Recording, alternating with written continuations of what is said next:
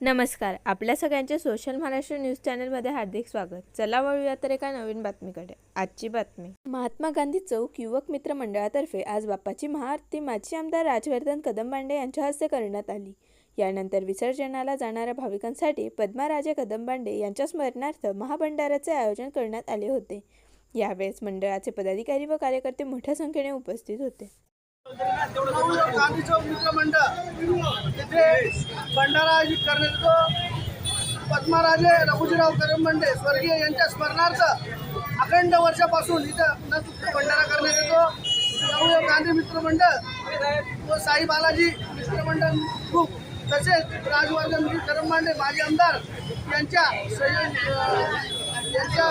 सहकार्याने इथं मोठ्या प्रमाणात महाभंडारा आयोजित करण्यात येतो. ते सर्व भक्तांनी गणेश भक्तांनी भंडाऱ्याचा लाभ घ्यावा ही नम्र विनंती.